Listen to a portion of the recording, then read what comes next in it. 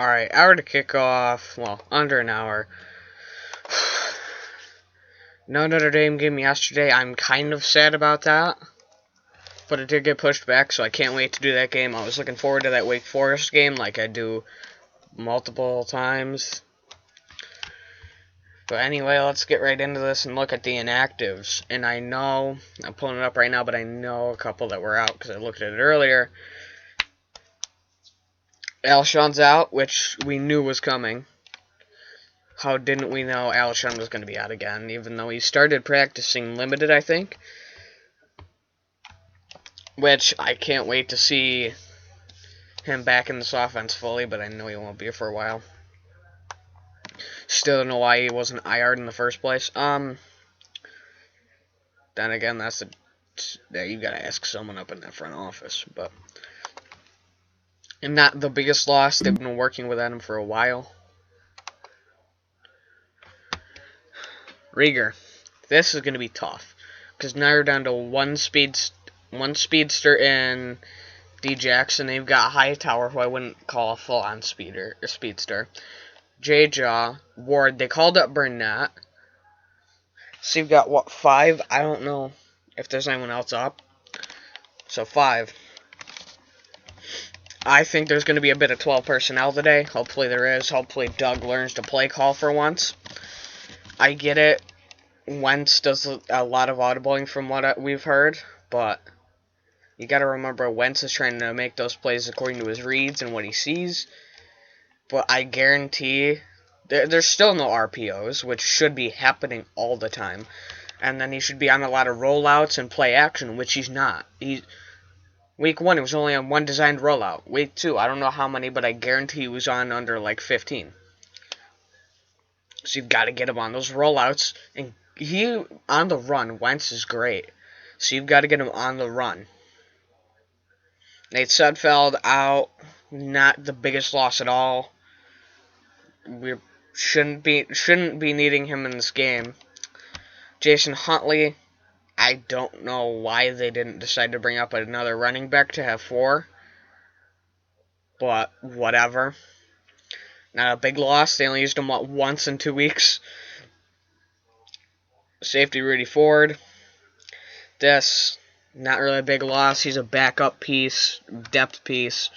Not a lot to worry about there. Same with Casey Toolhill and Jamon Brown. Finally, we have an offensive guard in Sua Opeta back. But I want to look at quick the O-line with Herbig moving to left guard. It's his natural position, but I'm still worried he's moving. Pryor's back up to the starting lineup. Sam Ao's out. That's going to be a big loss. Apparently, it might be for the season, which, shoot me now, because this offensive line is losing guys by the minute. Lombardi curse. But, oh, my I just said Lombardi curse. I've been saying it like the last 2 weeks in the Discord. If you're in the Discord, so you know what I'm talking about. I've just been saying it all the time. NFC teams, since they've made it to the Super Bowl since us. Actually, maybe even since the Rams. Gets injured. Not the Rams. Atlanta? Us or Atlanta. Everyone starts getting injured after and can't replicate that. They're great on paper. Except the Rams. 1 year. And they just can't do it. They can't get back to that promised land. AFC is a different story on that, but going back to Philly, it's if Wentz gets put on a lot of rollouts, a lot of the receivers get open, not a lot of plays break down that O-line can hold up. You're facing, on the defensive line, you're not facing Aaron Donald, thankfully. So I don't expect as much pressure, but I expect a lot of pressure on Wentz, because that's where he crumbles sometimes. But Cincinnati was missing, 2 pass rushers? I think both defensive ends. Actually, let me look at Cincinnati's inactives.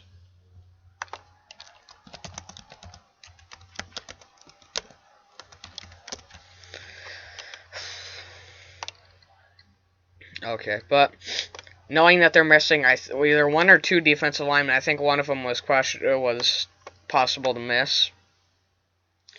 But at this point, hold on.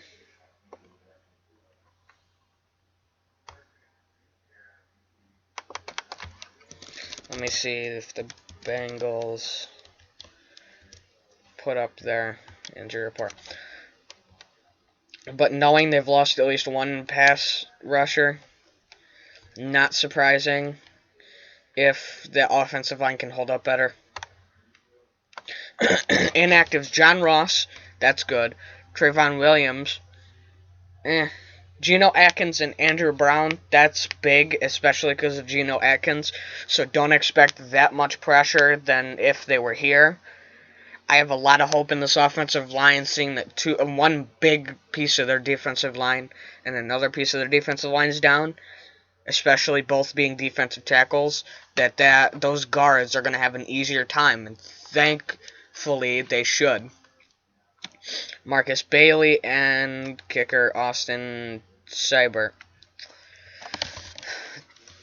Linebacker Marcus Bailey, I don't know if that's going to be a big impact. And then the kicker, I think he's a newer kicker in the NFL. That's probably why I don't recognize him. But I think Philly, this is, like I said about week 1 and 2, their game to lose. They always find a way to do something in one half, but they can't do it in the other half. Something's going to happen like that. But I expect Wentz to come back with a vengeance. A big vengeance. He's really got to work with a depleted wide receiver core again. And I really hope the play calling's going to be good this game, because if it isn't, that's our ticket to a loss right there. Not only that, horrible offensive line play and receivers that can't get separation, which we don't know what's going to happen. But anyway, I'm this close to just listening on radio, on the radio.com app, to spare me the mental trauma of watching it. But I'm going to watch it anyways. So hopefully, this is a Bengals team that's got Joe Burrow at quarterback. So I think there's enough pressure there that if Philly can get pressure and the corners can lock down, I think and the linebackers learn how to tackle and play run defense and zone and coverage, which I have all faith in Gary.